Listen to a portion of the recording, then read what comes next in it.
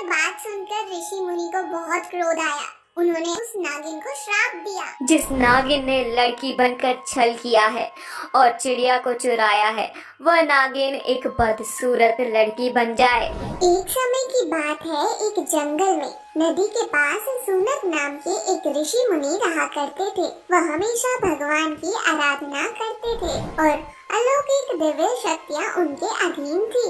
वहीं उनके साथ बहुत सारी चिड़िया रहती थी। वहीं जंगल में एक इच्छाधारी नागिन रहा करती थी, जो रूप बदलकर धोखे से आश्रम के पक्षियों को खा जाया करती थी। इस घटना से सभी चिड़िया बहुत डरी हुई थी। एक बार की बात है, रात के समय एक चुलबुली चिड़िया ऋषि मुनि से बोलती है, गुरुदेव, इस जंगल में एक नागिन है जो रूप बदलकर आश्रम के पक्षियों को खा जाती है। अगर उसने मुझे पकड़ लिया तो वह मुझे खा जाएगी। मुझे डर लग रहा है गुरुदेव। अरे मेरी प्यारी चुलबुली चिड़िया, तुझको कौन खाएगा? तू तो इतनी प्यारी है कि तुझे देखकर तो वो नागिन भी तेरी दीवानी हो जाएगी। दोनों मुस्कुराते हैं और बातें करते करते सो जाते हैं। एक बार की बात है, जब ऋषि मुनि ध्यान में लीन थे, तभी वह इच्छाधारी नागिन आश्रम के पास आती है और एक सुंदर लड़की का भेष धारण करती है और बोलती है, कोई है क्या इस आश्रम में? मुझे भूख लगी है। आवाज सुनकर चुलबुली चिड़िया आश्रम से बाहर आती है और बोलती है, हे लड़की, इस समय हमारे गुरुजी ध्यान में लीन है। आप कृपया यहाँ से चली जाएं और कुछ समय बाद आएं। कोई बात नहीं चिड़िया, तुम मुझे कुछ खाने के लिए दे दो, फिर मैं यहाँ से चली जाऊंगी। नहीं नहीं लड़की, गुरुदेव की अनुमति के बिना मैं तुम्हें कुछ नहीं दे सकती। तुम यहाँ से चली जाओ। यह बात सुनकर उस इच्छाधारी नागिन को गुस्सा आया और फिर वह अपने असली रूप में आकर बोली, दुष्ट चिड़िया, तुझे तेरे गुरु ने द्वार पर आए अतिथि से बात करने का तरीका नहीं सिखाया। तेरी इस मूर्खता के लिए मैं तुझे ऐसा सबक सिखाऊंगी कि तू याद रखेगी। नागिन को क्रोध में देखकर चुलबुली चिड़िया गुरुदेव को आवाज लगाने लगी, गुरुदेव, गुरुदेव, मेरी मदद कीजिए गुरुदेव। ये वही नागिन है जो धोखे से चिड़िया को खा जाती है। लेकिन गुरुदेव अपने ध्यान में लीन थे। वह चुलबुली चिड़िया की पुकार नहीं सुन पाए और नागिन चुलबुली चिड़िया को लेकर चली गई। अगले दिन सूर्य की किरण के साथ सूनक मुनि की आराधना टूटी। तब वह चिड़िया को आवाज लगाते हैं, अरे चिड़िया रानी, ओ चिड़िया रानी, भोर हो गई, आज तुम्हारी चहक नहीं सुनाई दी। कहाँ हो तुम?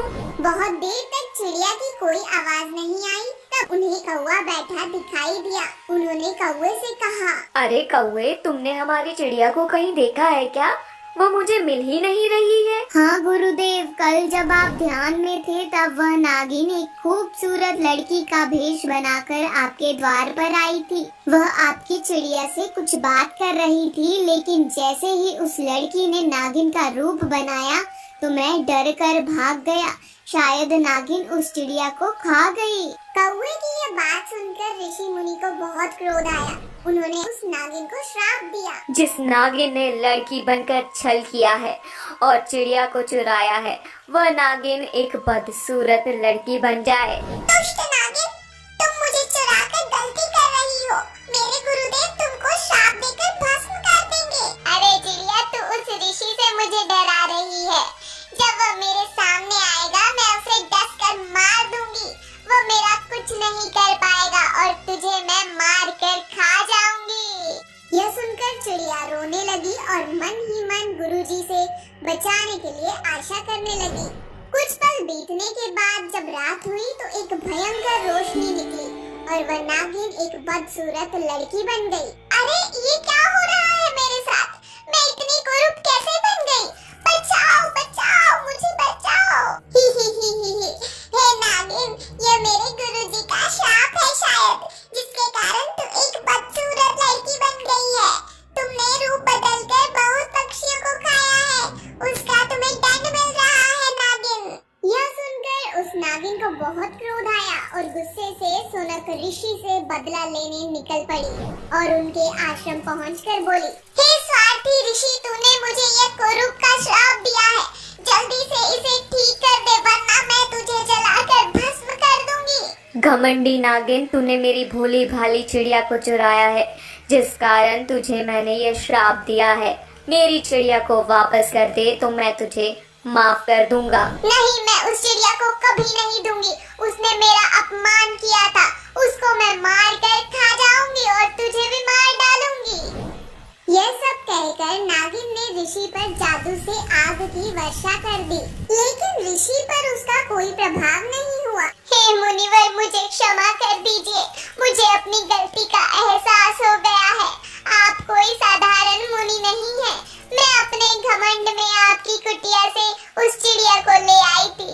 कृपया मुझे इस श्राप से मुक्त कर दें। नागिन, तुमने अनावश्यक ही क्रोध में आकर जो पाप किया है उसकी तुम दंड के पात्र हो, किंतु तुमने मुझसे जिस प्रकार क्षमा याचना की उससे मैं प्रसन्न हूँ। तुम्हें श्राप से मुक्ति पाने के लिए एक काम करना पड़ेगा। आज्ञा दे मुनिवर, मुझे क्या करना पड़ेगा? नागिन, तुम्हें अपना यह वृक्ष त्याग कर अपना जीवन भगवान की शरण में बिताना होगा। यह बात सुनकर नागिन बोली, मुनिवर, मैं यह विष त्याग करने के लिए तैयार हूँ, लेकिन मेरी एक विनती है आपसे। कहो नागिन, क्या विनती करना चाहती हो? हे महात्मा, जब मैं अपना विष त्याग कर दूंगी तब मेरा जीवन व्यर्थ हो जाएगा। उस व्यर्थ जीवन के साथ मैं जी नहीं पाऊंगी। इसलिए हे मुनिवर, मैं आपसे आग्रह करती हूँ कि आप मुझे अपने इस छोटी सी कुटिया में सभी चिड़िया की तरह अपनी शरण में रहने के लिए आज्ञा दे दें। ऋषि मुनि को नागिन की यह बात बहुत अच्छी लगी। उन्होंने उस नागिन को अपने आश्रम में रहने की आज्ञा दी और नागिन को श्राप से मुक्त कर दिया। और नागिन ने भी चुलबुली चिड़िया को ऋषि मुनि को वापस कर दिया। अब वह सब ऋषि मुनि के साथ आश्रम में खुशी खुशी रहने लगे।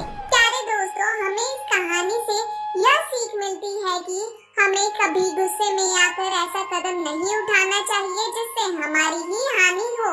हमें हमेशा अपने बड़ों का सम्मान करना चाहिए।